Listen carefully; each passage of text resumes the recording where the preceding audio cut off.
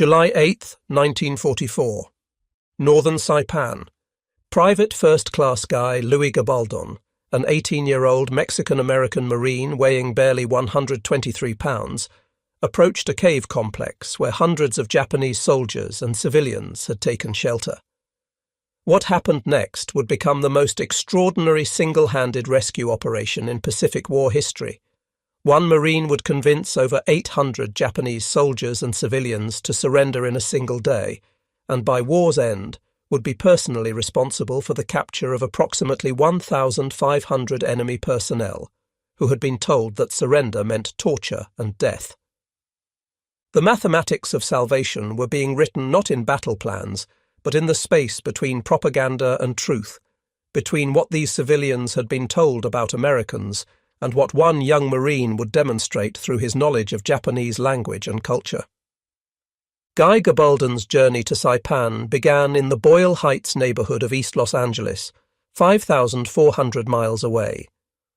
Born March 22, 1926, one of 7 children in a Mexican-American family struggling through the Depression, his life changed at age 12 when he moved in with the Nakano family, Japanese Americans who had taken in the young boy. For several years, Gabaldon lived with the Nakanos, learning Japanese language and culture. Though never formally adopted, he became part of their family, eating Japanese food, speaking Japanese at home, learning not just the language, but the culture, the concept of honor, the importance of family, the subtle social dynamics that governed Japanese interaction. Then came December 7, 1941. Within 4 months, Executive Order 9066 forced the Nakanos and 120,000 other Japanese Americans into internment camps. The Nakano family was sent to Heart Mountain, Wyoming, one of 14,000 Japanese Americans confined there from 1942 to 1945.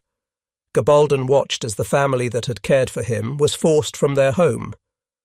At 17, Gabaldon enlisted in the Marines, motivated both by patriotism and a desire to use his unique language skills. His Japanese wasn't perfect, but it was conversational, learned not in a classroom but at a dinner table, not from textbooks but from daily life. By March 1944, Private Gabaldon was assigned to Headquarters and Service Company, 2nd Marines, 2nd Marine Division, a scout and observer role that would utilize his language skills. His unit was preparing for Operation Forager, the invasion of the Mariana Islands, where 30,000 Japanese troops and unknown thousands of Japanese civilians waited on Saipan. Military intelligence painted a grim picture. The Japanese military had distributed grenades to families, taught children to attack Americans, told mothers that Marines were recruited from prisons and would torture anyone captured. Propaganda depicted Americans as demons who would rape women and eat children. The stage was set for mass civilian casualties. On June 15, 1944, Gabaldon waded ashore at Saipan with the invasion force. The battle would last until July 9th, with American forces gradually pushing Japanese military and civilians northward on the island. What distinguished Gabaldon from other Marines was not his combat prowess, but his unauthorized nighttime missions. According to his Navy Cross citation and Marine Corps records, Gabaldon began operating independently, against orders, slipping away from his unit at night to approach Japanese positions alone. His method was unorthodox but effective. He would approach caves and bunkers where Japanese soldiers and civilians hid, calling out in Japanese that he was alone and unarmed, that they would be treated well if they surrendered. His first success came early in the campaign. Approaching a cave at night, he sat outside and began speaking in conversational Japanese about food, about safety, about the treatment prisoners were receiving. After hours of patient talking, several Japanese soldiers emerged and surrendered. Word of his success spread through his unit, though his commanding officers were initially skeptical of his methods. Marine Corps records show that Gabaldon's approach differed fundamentally from standard military interpreters who used bullhorns to demand surrender in formal military Japanese. Gabaldon spoke colloquially, respectfully, using the language patterns and cultural knowledge he'd learned from the Nakanos. The climactic moment of Gabaldon's war came on July 8, 1944. By this date, American forces had pushed remaining Japanese forces and civilians into northern Saipan. The situation was desperate. Mass civilian suicides had already begun at what would become known as Suicide Cliff and Banzai Cliff, where hundreds of Japanese civilians, convinced that capture meant torture, threw themselves and their children into the sea. According to the National Museum of the Marine Corps and Gabaldon's Navy Cross citation, on July 8th, Gabaldon approached a large concentration of Japanese in caves and bunkers. The exact location and specific conversations are not documented in primary sources, but the outcome is verified. Gabaldon returned to American lines with 807 prisoners, a mixture of soldiers and civilians. This single day's capture represents one of the largest surrenders to an individual soldier in U.S. military history. Marine Corps intelligence officers, including Colonel Walter Layer, Colonel John Schwaber, and Major James High, would later verify these numbers on the 1957 television program This Is Your Life. The extraordinary nature of Gabaldon's achievements led to both recognition and skepticism. Captain John Schwabe recommended him for the Medal of Honor on July 15, 1944, just days after the mass surrender. However, General Holland Smith, commanding general of the expeditionary troops, downgraded the recommendation. The citation that accompanied his eventual Navy Cross reads, "Working alone in the front lines, Private First Class." Gabaldon daringly entered enemy caves, pillboxes, buildings and jungle brush, frequently in the face of hostile fire, and succeeded not only in obtaining vital military information, but in capturing well over 1,000 enemy civilians and troops. However, Lieutenant Robert B. Sheeks, a Marine Japanese language officer who served on Saipan, later expressed skepticism about some of Gabaldon's claims, calling him a relentless self-promoter. This criticism highlights the difficulty in verifying the exact details of Gabaldon's actions, which often occurred at night alone, without witnesses. Gabaldon's successes must be understood within the brutal context of the Saipan battle.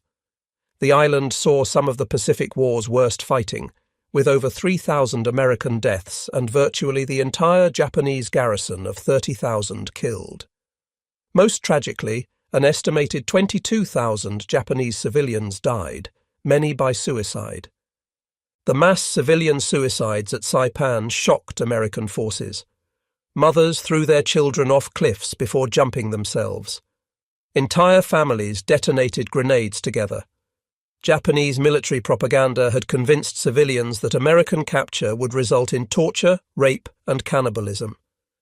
Against this backdrop, Gabaldon's ability to convince any Japanese to surrender was remarkable. His success suggests that cultural knowledge and linguistic ability could overcome even the most intense propaganda. Every person he convinced to surrender was one fewer casualty in a battle that was already claiming terrible numbers of civilian lives. Late in the Saipan campaign, Gabaldon was wounded by machine gun fire while conducting one of his solo missions. His Navy Cross citation notes these wounds, but doesn't specify the exact date or location. Despite his injuries, he continued his operations until evacuated for medical treatment. After recovering, Gabaldon returned to duty and participated in additional Pacific operations, though none would match the scale of his Saipan achievements. His total captures for the war are officially listed as well over 1,000 enemy civilians and troops, with most sources citing approximately 1,500 total captures. Gabaldon initially received the Silver Star for his actions on Saipan. This was upgraded to the Navy Cross on November 23, 1960, making it the highest decoration awarded to a Marine of Mexican descent during World War II. The Navy Cross is the Navy and Marine Corps' second highest decoration for valor, exceeded only by the Medal of Honor. Multiple campaigns have sought to upgrade Gabaldon's Navy Cross to the Medal of Honor. Los Angeles Mayor Antonio Villaraigosa, the Hispanic Medal of Honor Society, and various congressional representatives have led these efforts. All have been rejected, officially because of time limitations on reconsidering awards, though some suggest reluctance to recognize unconventional warfare methods. The controversy extends beyond medals. Some historians question whether one man could have achieved such numbers. Others point out that Gabaldon's methods, operating alone at night without witnesses, make verification difficult.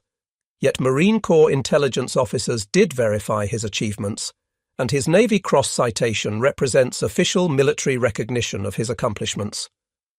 In 1960, Hollywood released Hell to Eternity, allegedly based on Gabaldon's story. The film starred Jeffrey Hunter, a 6-foot-tall, blue-eyed actor, as Gabaldon, effectively erasing his Mexican-American identity. The movie transformed his patient negotiations into action hero dramatics, his cultural understanding into American swagger. Gabaldon himself was reportedly disappointed with the film, which took considerable liberties with his story. The Hollywood version emphasized combat over communication, violence over patience, turning a story about cultural bridge building into a conventional war movie. The film's distortions would shape public perception of Gabaldon's achievements for decades. In 1990, Gabaldon published his autobiography, Saipan, Suicide Island, later republished as America Betrayed. The book provides his personal account of his wartime experiences, though historians note that memoirs written decades after events must be evaluated carefully for accuracy. In his book, Gabaldon emphasized that his success came from treating Japanese soldiers and civilians as human beings rather than enemies, from understanding their culture rather than just their language, from patience rather than force. He described sitting for hours outside caves, talking about food, family, and safety, until fear gave way to trust. After the war, Gabaldon returned to civilian life, eventually settling in Saipan for 20 years, where he started a fishing business. He married and had 11 children, 9 of whom survived to adulthood. He spent decades speaking at schools and events about his experiences, emphasizing the importance of cultural understanding.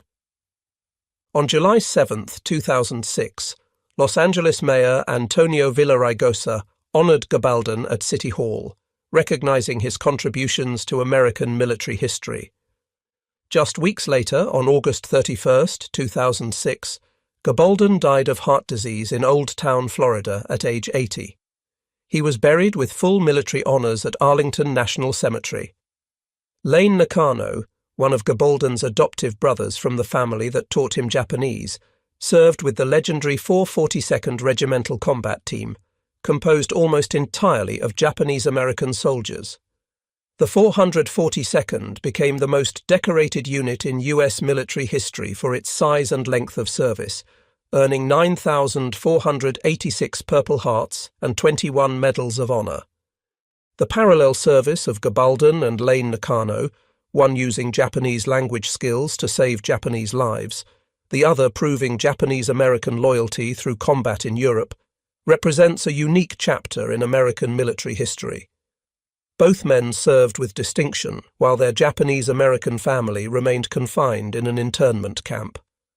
Lane Nakano survived the war and lived until April 28, 2005, maintaining contact with Gabaldon throughout their lives. Their shared story illustrates the complexity of World War II, where racial prejudice at home coexisted with heroism abroad. While specific influence on military doctrine is difficult to document, one military source notes that Gabaldon's efforts have become standard teaching examples for U.S. military psychological operations personnel. His demonstrations that cultural knowledge could achieve tactical success influenced thinking about language training and cultural preparation for military personnel. The Marine Corps has incorporated lessons from Gabaldon's experience into training programs, though specific manuals or policies directly citing his influence are not publicly available. His example is used to illustrate the value of language skills and cultural understanding in military operations. Modern military operations in Iraq and Afghanistan have demonstrated the continued relevance of Gabaldon's approach. Units with embedded interpreters who understand not just language but culture have consistently reported better outcomes in civilian interactions. The principle Gabaldon demonstrated, that understanding enemy culture can be as valuable as firepower, remains valid in contemporary conflicts. Historians evaluate Gabaldon's achievements within the broader context of the Pacific War. The battle for Saipan was one of the war's bloodiest, with casualty rates exceeding 90% for Japanese military forces. Against this backdrop, Gabaldon's ability to convince any Japanese to surrender was extraordinary. Dr. Gordon W. Prange, the noted Pacific War historian, included Gabaldon's story in his studies of individual heroism in World War II. While noting the difficulty in verifying specific details of Gabaldon's claims, Prange acknowledged that the Marine Corps' official recognition through the Navy Cross validates the essential truth of his achievements. The challenge in assessing Gabaldon's legacy lies in separating verified facts from later embellishments. The core achievement, capturing approximately 1,500 Japanese soldiers and civilians through persuasion rather than force, is documented in military records. The specific details of how he accomplished this remain less clear. The documented statistics of Gabaldon's service tell their own story. Verified captures. Well over 1,000, according to Navy Cross citation, approximately 1,500 according to Marine Corps Museum. Single-day record, 807 prisoners on July 8, 1944, verified by Marine Corps records. Duration of service, Saipan campaign from June 15 to July 9, 1944. Wounds received, machine gun fire during late campaign operations. Final rank, Private First Class, promoted during service. Primary decoration, Navy Cross, awarded November 23, 1960. Secondary decoration, Silver Star, later upgraded to Navy Cross. Purple Heart, for wounds received in action. These numbers, while impressive, only hint at the human dimension of Gabaldon's achievements. Each capture represented a life saved, Japanese soldiers and civilians who survived the war because one Marine chose persuasion over violence. Gabaldon's success demonstrates principles now recognized in psychological operations. His approach incorporated several key elements. First, he operated from a position of apparent vulnerability. Approaching alone, announcing himself, claiming to be unarmed, these actions contradicted Japanese propaganda about American brutality. His small stature, 5 feet 4 inches, 123 pounds, made him less physically threatening than the demon-like Americans described in propaganda. Second, he used familiar language patterns, not the formal Japanese of military communications, but the conversational Japanese of daily life. This familiarity suggested genuine cultural knowledge rather than military phrasebook learning. Third, he demonstrated patience. Military records indicate he would spend hours outside caves, talking continuously, allowing fear to subside gradually. This patience contradicted the image of aggressive, impatient Americans promoted by Japanese propaganda. Fourth, he offered dignity in surrender. Rather than demanding unconditional capitulation, he framed surrender as a means to protect families, to survive for Japan's future reconstruction. This reframing provided psychological space for surrender without complete loss of honor. To understand Gabaldon's achievement, one must understand the intensity of Japanese propaganda on Saipan. Military authorities had told civilians that Americans would torture all captured men, rape all women, eat children. Literally, propaganda depicted Americans as cannibals. Desecrate Japanese bodies. Destroy Japanese culture. This propaganda was reinforced by military police who forced civilians toward cliffs, by officers who distributed grenades to families, by constant repetition that death was preferable to capture. Civilian suicides were framed as martyrdom for the emperor. Against this wall of propaganda, Gabaldon's ability to convince anyone to surrender seems almost impossible. Yet he succeeded repeatedly, through patient demonstration that the propaganda was false. His very presence, a small young Marine speaking Japanese, approaching alone, contradicted everything civilians had been told about Americans. Gabaldon's experience offers lessons still relevant today. In conflicts where civilian populations are caught between combatants, cultural understanding can prevent casualties more effectively than firepower. His methods suggest several principles. Language skills must include cultural knowledge to be effective. Individual initiative can achieve results that formal military operations cannot. Patience and respect can overcome even intense propaganda. Treating enemies as potential future allies can create unexpected opportunities. Small unit or individual operations can sometimes succeed where large-scale operations fail. These lessons have been applied, with varying success, in recent conflicts. In Iraq and Afghanistan, units that invested in cultural training and language skills reported better outcomes in civilian interactions. However, the systematic application of Gabaldon's approach remains limited by military doctrine that prioritizes force protection and conventional operations. The question of verification haunts Gabaldon's story. Lieutenant Robert B. Sheik's characterization of him as a relentless self-promoter suggests some skepticism about his claims. The nature of his operations, alone at night without witnesses, makes independent verification difficult. Yet several factors support the essential truth of his achievements. Official military recognition. The Navy Cross citation represents formal military acknowledgement of his accomplishments. Intelligence officer verification. 3 Marine intelligence officers publicly verified his capture numbers in 1957. Contemporary documentation.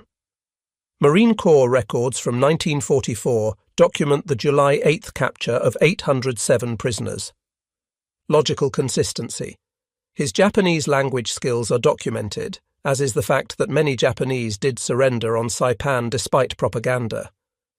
The exact details of specific operations may be unverifiable, but the overall achievement appears solid. Gabaldon convinced large numbers of Japanese to surrender through persuasion rather than force, a feat documented in military records and recognized with one of the nation's highest military honors. Gabaldon's story represents more than military achievement. It demonstrates the power of cultural bridge building in extreme circumstances. His ability to speak Japanese wasn't just linguistic, it was cultural. He understood concepts of honor, family, and shame that shaped Japanese thinking. He could speak not just to Japanese soldiers, but as someone who understood their worldview. This cultural bridging came from his unique background, a Mexican-American raised partially in a Japanese-American household. This multicultural experience, far from being a liability, became his greatest military asset. He could navigate between cultures in ways that traditionally trained military interpreters could not.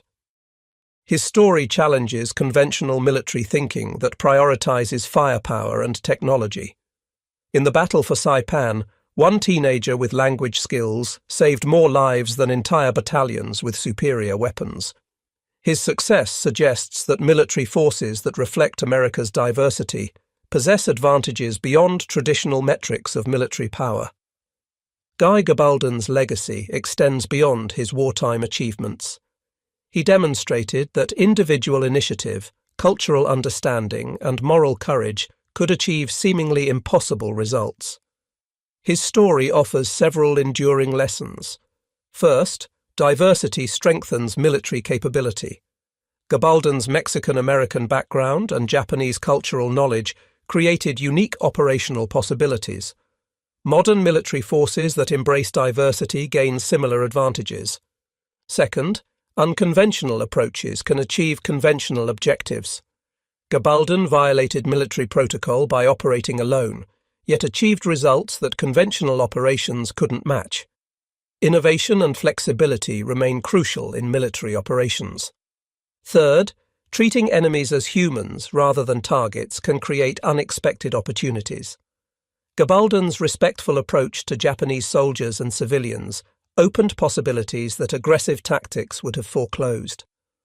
Fourth, individual courage can have strategic impact. One Marine's actions saved approximately 1,500 lives and demonstrated that American forces could show mercy even in brutal combat. This had implications beyond Saipan, potentially influencing Japanese views of Americans. While celebrating Gabaldon's achievements, historical accuracy requires acknowledging limitations and controversies. Some specific claims remain unverified by independent sources. His own accounts, written decades later, may contain embellishments. The lack of witnesses to many operations makes verification difficult. His self-promotion activities after the war may have affected his credibility. The exact influence on military doctrine remains undocumented. These limitations don't negate his achievements, but remind us that historical heroes are complex figures whose stories often grow in the telling. The verified core of Gabaldon's story, the Navy Cross citation, the Marine Corps records, the intelligence officer confirmations, remains remarkable even without embellishment. Gabaldon's story gains deeper meaning when considered against Saipan's terrible human cost. Of approximately 30,000 Japanese military personnel, fewer than 1,000 survived. Of approximately 22,000 Japanese civilians, thousands died by suicide. American forces suffered over 3,000 killed and 10,000 wounded. Every person Gabaldon convinced to surrender was subtracted from these terrible statistics. His 1,500 captures represent 1,500 people who lived instead of died, who returned to families instead of becoming casualties, who participated in post-war reconstruction instead of becoming war dead. This human dimension transcends military metrics. Behind each capture was a human being, someone's son, husband, father, brother. Behind each civilian saved was a family preserved, children who grew up with parents, communities that retained members. The ripple effects of lives saved extend through generations. After the war, Gabaldon's life took various turns. He worked as a civilian interpreter during the occupation of Japan. He later moved to Saipan, where he lived for 20 years, running a fishing business and maintaining connections with the island where he'd made his mark.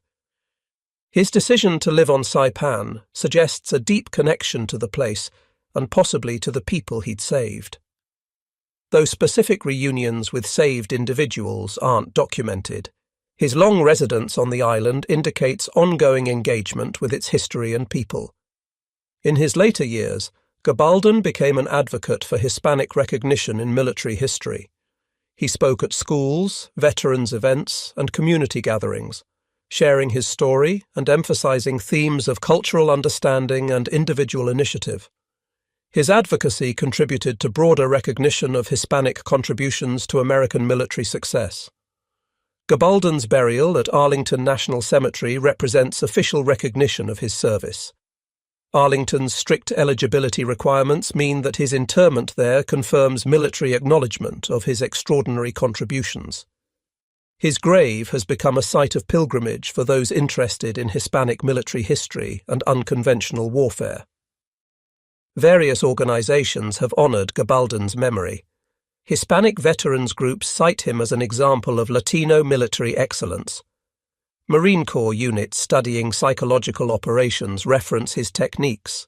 Language training programs use his story to illustrate the tactical value of cultural knowledge. However, unlike some war heroes, Gabaldon has no major memorial, no ship named after him, no permanent museum exhibition. His story remains relatively unknown outside military history circles. This relative obscurity may reflect discomfort with unconventional warfare methods or lingering skepticism about his achievements.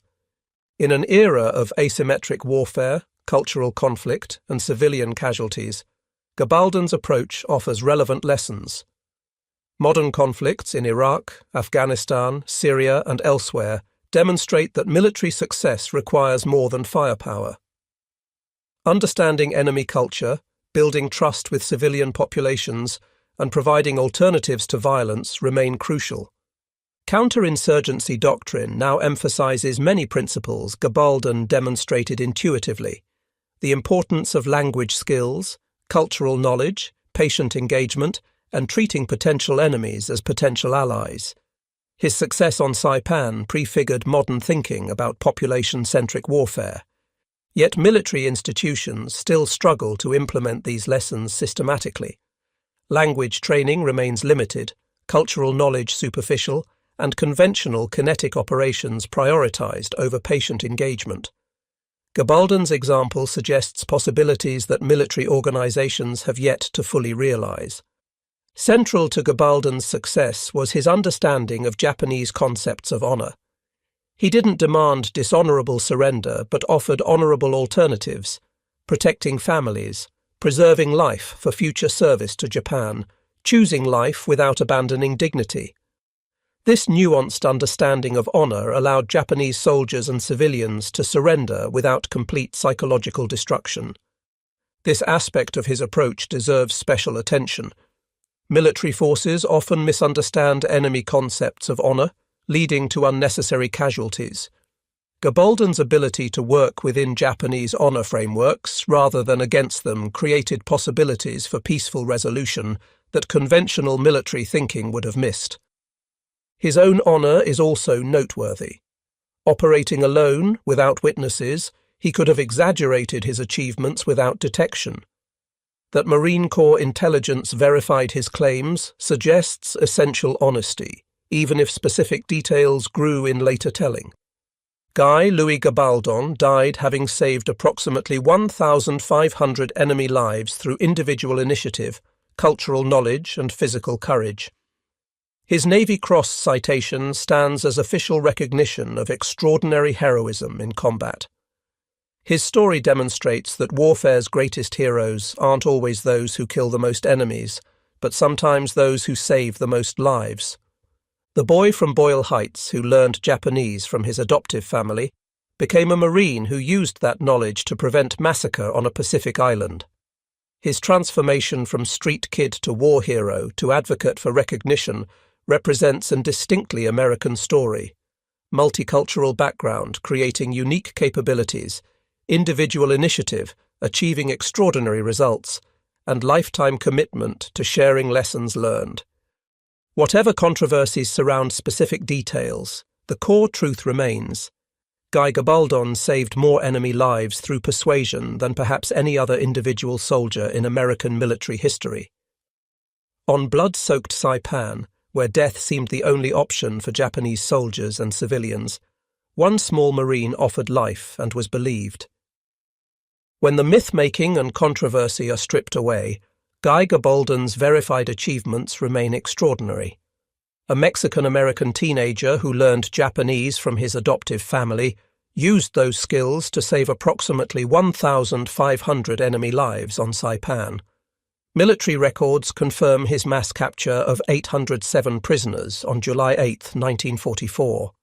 His Navy Cross citation validates his overall achievements. These facts alone make Gabaldon one of World War II's most unique heroes.